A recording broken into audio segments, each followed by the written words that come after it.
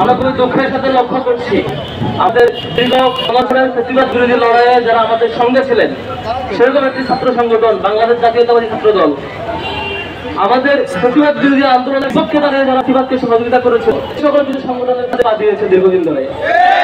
আমরা লক্ষ্য করছি যে সংগঠনগুলো সর্বশেষ 14 দলীয় জোটের যে প্রোগ্রাম ছিল আগস্ট মাসে, সেই প্রোগ্রামে যারা সমর্থন জুগিয়েছিল তাদের ছাত্র সংগঠনের পক্ষে তারা আজকে এখন সাফাই গাইছে।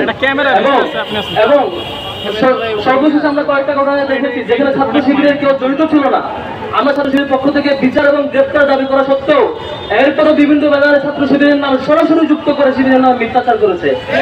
এবং শুধুমাত্র তাদের বট আইডি দিয়ে এই প্রচার করে নাই, বরং তাদের যে ভেরিফাইড ফেসবুক পেজ এবং অ্যাকাউন্ট, তাদের বিবৃতি, বক্তৃতা, ব্যানারে শিবির তোমার মৃত্যু হবে না, বাঁশের লাঠি মশাল হবে, এই ধরনের স্লোগান দিয়ে, সন্ত্রাসী স্লোগান দিয়ে শিবিরকে আবারও সেই শাহবাগ মঞ্চায়ন করে শিবিরকে আবারও হত্যাযুদ্ধ করার একটা ষড়যন্ত্র করা হচ্ছে।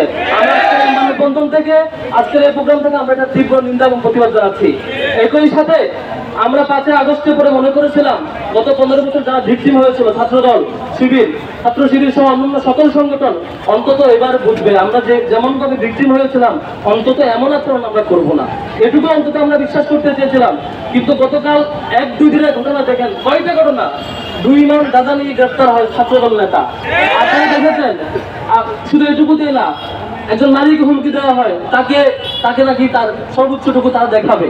আবার 2জন নারী শিক্ষার্থীকে হল থেকে বের করে দেওয়ার হুমকি দেওয়া হয়। সবগুলো একদিনের ঘটনা। বৈষম্যবিরোধী ছাত্র আন্দোলনের আন্দোলন করছে এমন একজন নারীকে তাকে হেনস্থা করেছে। শুধু এইটুকু নয়, আমরা শুধুমাত্র দেখেছি ইন্টারনেট ক্লাসে পর্যন্ত অসংখ্য নারীকে তারা হুমকি এবং বাজেভাবে অ্যাপ্রোচ করেছে। এরকম এই বাংলাদেশের কোন ছাত্র সংগঠনের কাছ থেকে এরকম রেসপন্স আশা করি না। সম্মানিত উপস্থিতি, আজকে বাংলাদেশ ইসলামী ছাত্র শিবিরের একটি হেল্প ডেস্ক ছিল সবগুলো ন্যাশনাল ইউনিভার্সিটির ভর্তি পরীক্ষাগুলোতে সবগুলো কলেজের সামনে। আপনারা দেখেছেন চট্টগ্রাম কমার্স কলেজে কি বিভৎসভাবে ছাত্রদল আক্রমণ করেছে। আমরা এই আক্রমণের তীব্র নিন্দা এবং প্রতিবাদ জানাচ্ছি।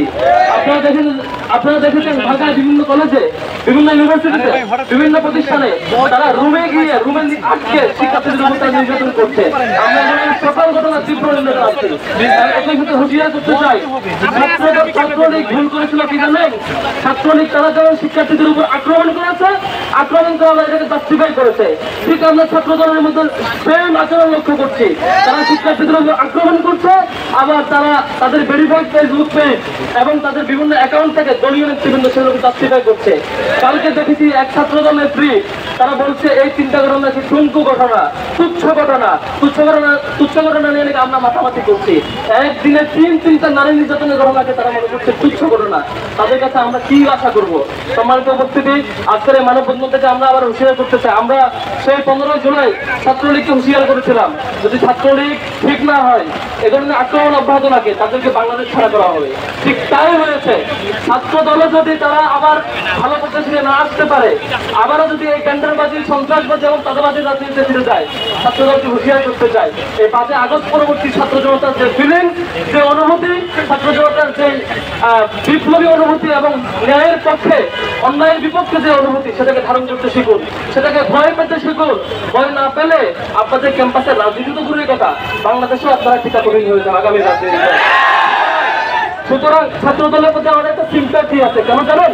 গত 15-16 বছরের যে দীর্ঘ আন্দোলন, সেই আন্দোলন ছাত্রদের আমাদের সহযোগিতা ছিল। সে সিম্প্যাথি থেকে এখনো আমরা আহ্বান করতে চাই, আপনারা এই সময়টুকু থাকতে সকল অপরাধী থেকে আপনাদেরকে দল থেকে ছিন্ন করুন, দল থেকে বহিষ্কার করুন, শাস্তি নিশ্চিত করুন। এ ধরনের অপরাধকে জাস্টিফাই করতে আসবেন না। আপনাদের দলকে টপ টু বটম পুরোটা আপনারা ধারণ করতে শিখুন সত্যের পথটা। অন্তত আপনাদের সভাপতি যে শিবিরের উপর দায় দিয়ে দাও যে নির্দেশনা দিয়েছে, সেটা অন্তত আপনারা ফলো করবেন না। সেই বিশ্বাস ছাত্র দলের সকল কর্মীর কাছ থেকে আমি পেতে চাই, সেই বিশ্বাস আমরা অর্জন করতে চাই। অথবা যদি আপনারা আপনাদের দলীয় প্রধানের নির্দেশনা শিবিরের উপর দায় দিয়ে দাও, সেই প্র্যাকটিস ফলো করতে থাকেন, তাহলে অপেক্ষা করেন যে বাংলার ছাত্র জনতা আপনাদেরকে দেখবে ইনশাআল্লাহ এবং